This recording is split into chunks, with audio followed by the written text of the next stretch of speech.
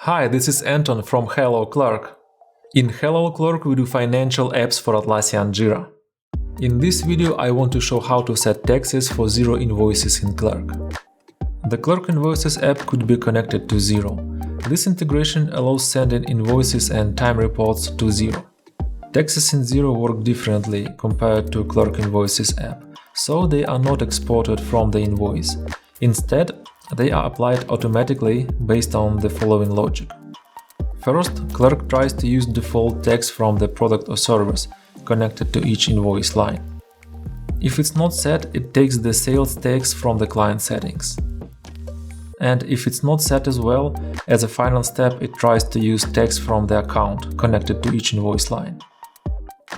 You can watch more videos about Xero integration features in our Help Center. Thanks for watching this video. Let me know if you will have any questions. And try our apps for free in the Atlassian Marketplace.